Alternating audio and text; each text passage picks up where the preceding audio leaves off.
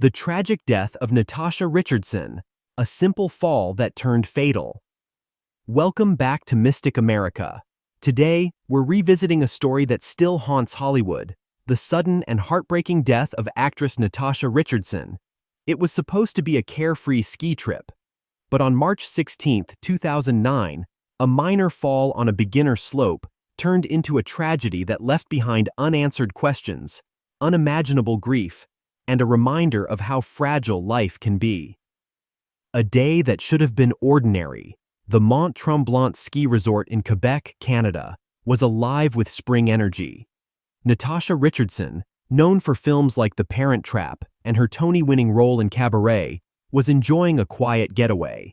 That morning, she signed up for a private ski lesson on a beginner slope. Nearing the bottom of the trail, Natasha took a simple tumble. No dramatic fall, just a small slip. But her head hit the hard-packed snow.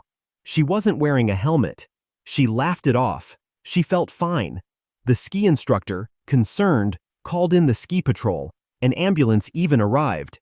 But Natasha refused medical attention, signed a waiver, and walked back to her hotel room, smiling. But inside her skull, a slow and silent danger had begun.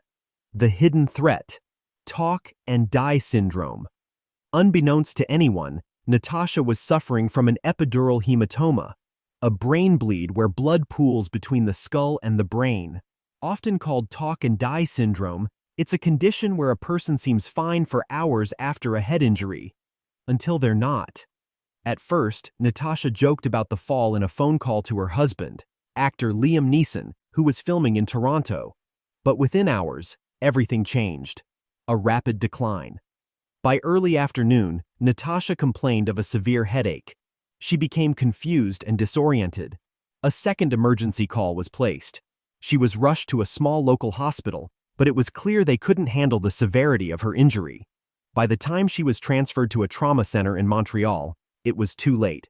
Liam Neeson rushed to her side, only to be met with devastating news. Natasha was brain dead. The last goodbye Neeson described the moment he saw her, hooked up to life support. He told her softly, "Sweetie, you're not coming back from this." Just 2 days after her fall, on March 18, 2009, Natasha Richardson was taken off life support in New York, surrounded by loved ones. She was 45 years old. Could it have been prevented? In the aftermath, people asked, could a helmet have saved her? Could a faster response, like an immediate airlift, have made a difference? The truth is, we'll never know. But Natasha's story became a catalyst for conversations about head injury awareness and ski safety protocols around the world. Life after loss. Liam Neeson and their 2 sons, Michael and Daniel, found ways to carry Natasha's spirit with them. Michael even took his mother's last name and followed in her acting footsteps, starring alongside Neeson in Made in Italy, a film about coping with grief. Neeson, for the most part, stayed out of the dating world. But in 2024, reports surfaced of a friendship, possibly more, with actress Pamela Anderson, his co-star in an upcoming film. While neither has confirmed a relationship, their connection seems genuine. Still, Natasha's influence remains a constant presence in Neeson's life. In his words, "I think Natasha would be proud. I hope so." A legacy that lives on. Natasha Richardson's death was a painful reminder of how life can change in an instant. A small fall, a bump on the head, and yet the consequences were catastrophic. But through organ donation, through her family, and through the countless lives she touched, Natasha's legacy endures.